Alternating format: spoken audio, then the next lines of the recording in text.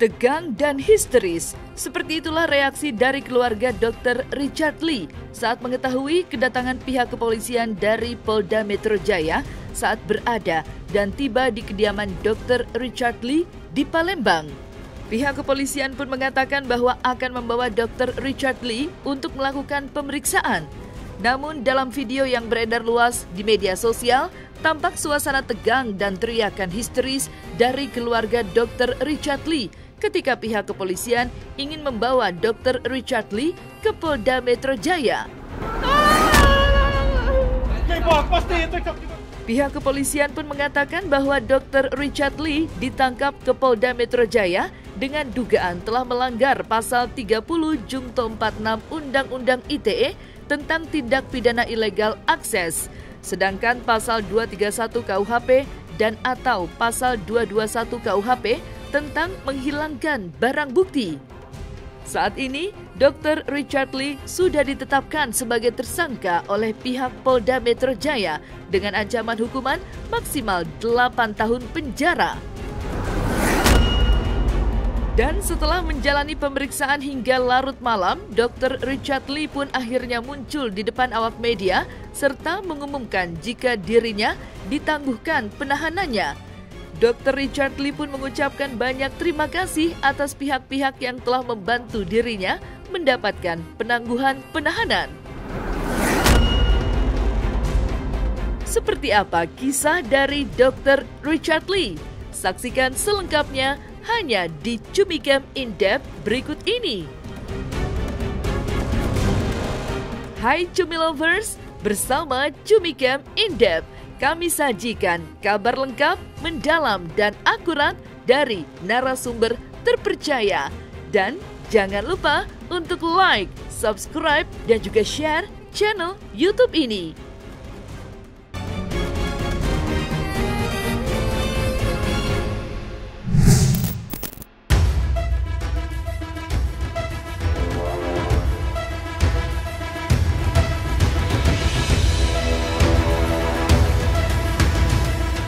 Beredar di media sosial upaya paksa polisi untuk mengamankan Dr. Richard Lee di kediamannya di Palembang.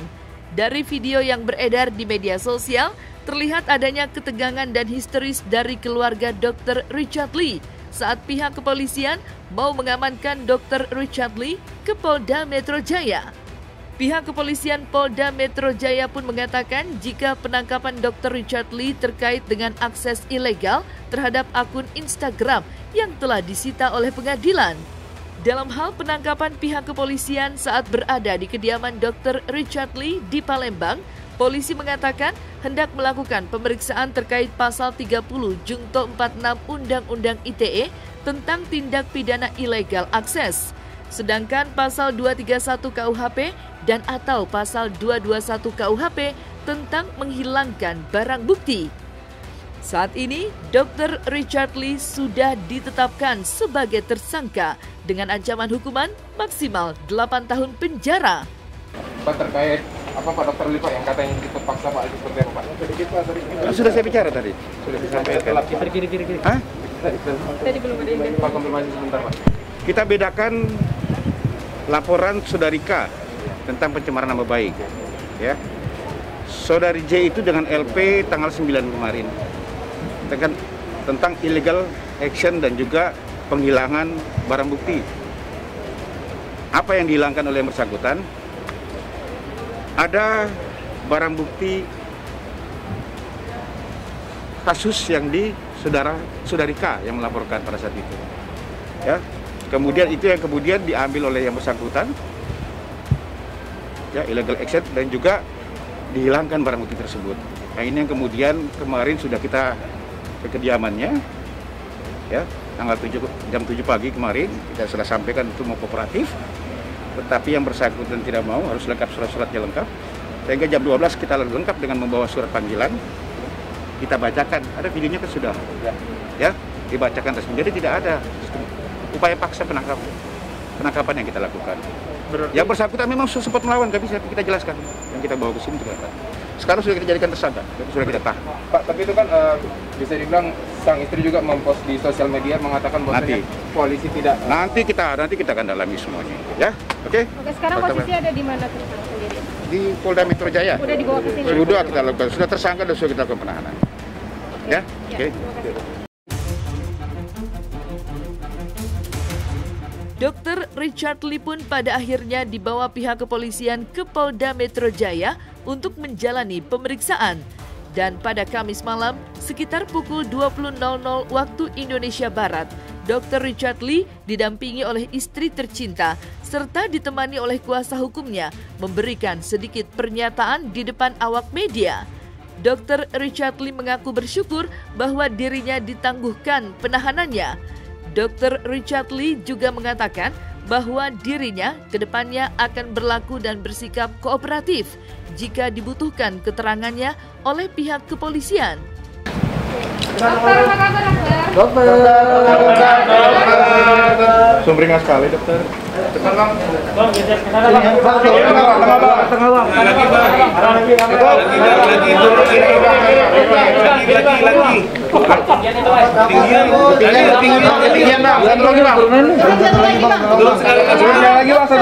Bang. Dok, sehat dok. Sehat, luar biasa. Thank you banget semuanya. Makasih banget semuanya. Abang turun selangkah lagi bang. Satu kali. Baik. Assalamualaikum warahmatullahi wabarakatuh. Selamat malam. Saya sekali lagi mengucapkan terima kasih. Begitu juga terima kasih saya setelah ketemu. Nah, itu tadi. Maka ketika kalian tanya, apakah kami akan pra-peradilan? Saya katakan saya belum terpikir untuk itu. Setelah saya bertemu dengan Dirkrimsus, Saudara Auliansah Lubis, bertemu dengan Wadir, Saudara Sitepu, bertemu dengan Kasubdit Cyber, Saudara Rofan, maka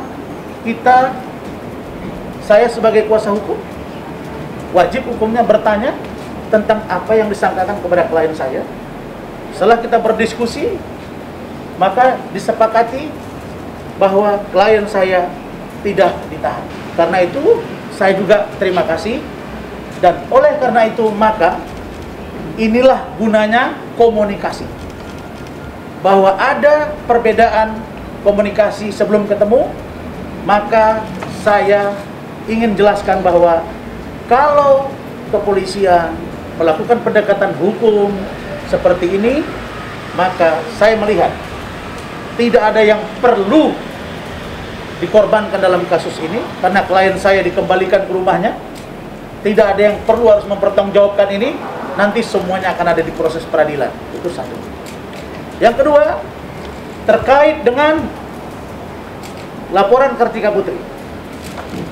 Terkait dengan laporan Kartika Putri, klien saya tidak berkeberatan untuk melakukan perdamaian.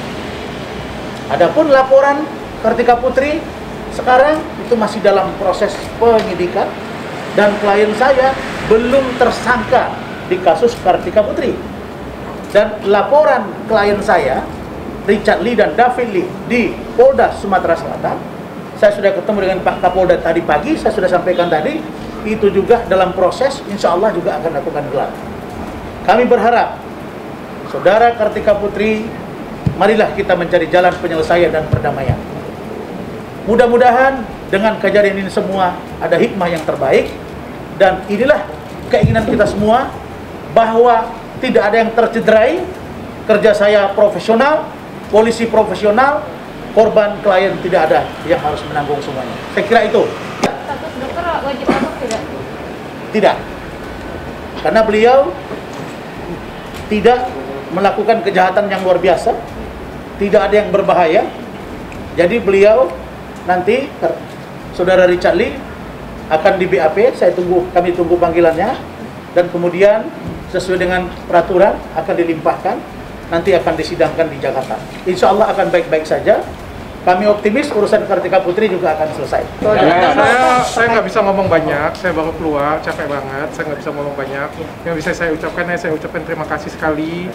Semuanya bantu saya, Kapolri bantu saya, Direkrimsus bantu saya, Wadir bantu saya, semua penyidik bantu saya, Bang Rasman luar biasa bantu saya, dan banyak banget masyarakat Indonesia yang doain saya. Terima kasih. Kasubdit juga bantu saya. Tapi terkait dengan Istri saya luar biasa sekali bantuin saya. Cukup. Betul.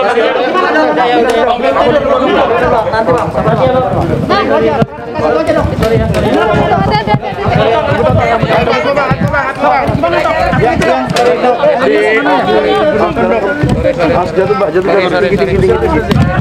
ya. Gimana dok? Sorak ini tuh dok. Katanya diambil dok. Verifikasi aja laporan polisi itu. Dok, ada penyesalan nggak sih dok? Update apa dok? Tadi kena masalah gini dok. Biar kuasa hukumnya yang berbicara ya bang ya. Sorry ya. Biar kuasa hukumnya yang bicara. Sorry. Gimana dok? Sorry ya bang. Sorry bang.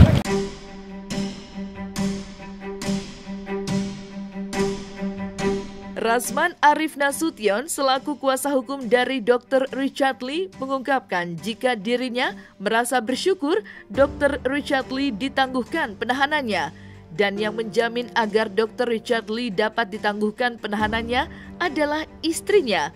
Selain itu, sikap kooperatif Dr. Richard Lee selama menjalani pemeriksaan di kantor Polda Metro Jaya juga menjadi pertimbangan. Lalu, seperti apa langkah-langkah dari pihak Dr. Richard Lee selanjutnya setelah ditetapkan sebagai tersangka dan penahanannya ditangguhkan? Instagramnya, pertama, Jangan maju-maju bang. handphone yang disita tadi, yang kemarin kan ada 2 handphone disita, yang kaitannya dengan katakanlah meretas lah kira-kira begitu ya, itu dipinjam pakai. Yang dengan Kartika Putri masih tetap disita, karena kita pun tidak minta itu. Jadi nggak ada masalah. Jadi akun ke depan Dr. Richard boleh untuk tetap memposting, tapi di akun baru, tidak akun yang lama. Kalau sudah selesai urusan dengan Kartika Putri, selesai kita urusan dengan retas-meretas yang diduga oleh polisi. Itu saja. Prinsipnya kan pendekatan hukum kan saya katakan, caranya saja. Kalau caranya diterapkan dengan barbar, ya kita akan bahaya negara ini. Tapi kalau begini pendekatannya clear, tidak ada masalah. Berarti kejadian kemarin itu terkait dengan Kartika Putri ya, Bang? Bukan. Ternyata bukan. Nah itu tadi kan.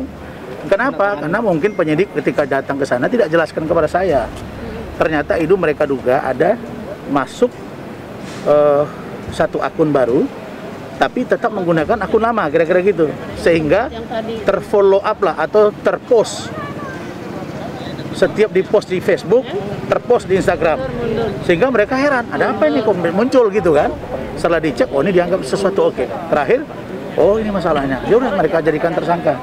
Nah kita tidak pungkiri itu, nanti kita uji. Saya juga tidak memaksakan diri, tapi yang penting jangan dipaksa seperti ini. Dan kalau memang hak klien saya menjadi tahanan luar atau apa, ya sudah berikan itu. Dan ternyata Pak Kapolri dan Pak Kapolda melihat itu gitu. Jadi saya terima kasih dari Krimsus juga semua. Bang, status di Polda Sumsel gimana, Bang?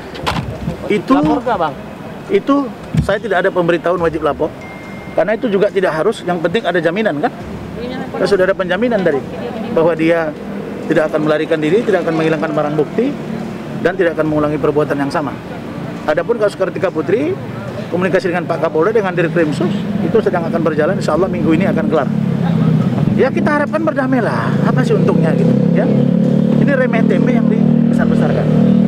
Jadi ada indikasi tadi sempat ada jaminan nggak sih Bang? Ada jaminan. Sempat tadi ada jaminan. Kita yang jamin lah. Apa Bang, apa jaminannya? Ya bahwa dia tidak melarikan diri, kan istrinya yang jamin. Ya. Bang, ini masalahnya ancaman hukumannya 8 tahun ya Bang? Pasalnya. Iya, okay. Tapi kan boleh saja hukum hakim membebaskan kalau dianggap tidak serius. Itu kan kalau tingkat kejahatannya apa, tentang apa dulu kan. Ini kan kaitan dengan Kartika Putri, terus ada retas-meretas, terus dia lagi jualan, dianggap itu, oh kok dia masuk ke sini, dia melanggar, ini sudah polis lain. Dan saya katakan tadi, ini perdebatan yang di luar pembicaraan bahwa ini di dunia maya, agak sulit dia membuktikan polis lainnya itu. Bang, itu dari rencana mau ketemu Kartika Putri atau gimana Bang? Saya sudah WA dia, tapi beliau kelihatannya kurang care, ya saya harapkan pihak penyidik lah yang akan komunikasi.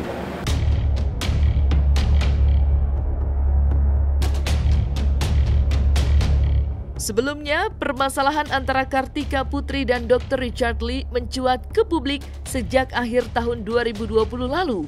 Bermula dari Dr. Richard Lee yang mengulas produk kecantikan yang dianggap berbahaya, yang mana salah satu produk tersebut sempat dipromosikan di akun media sosialnya. Buntut dari persoalan itu, Kartika Putri melayangkan somasi kepada Dr. Richard Lee hingga membuat laporan polisi ke Polda Metro Jaya. Hari ini saya sebagai warga negara yang baik juga karena saya melakukan pelaporan proses hukum yang dimana memang segala sesuatu peraturannya harus kita ikuti dan kita hormati. Kalau yang banyak yang tanya juga kasusnya sampai di mana, sebenarnya kasusnya memang perkat Kapolri memang mewajibkan adanya mediasi. Jadi biar tidak simpang siur, jangan sampai nanti isunya saya yang meminta dan lain sebagainya. Nah, selesai sudah Cumi Lovers bersama Cumi Camp In-Depth. Kabar lengkap, mendalam, dan akurat dari narasumber terpercaya. Dan jangan lupa untuk like, subscribe, dan juga share channel YouTube Cumi Cumi.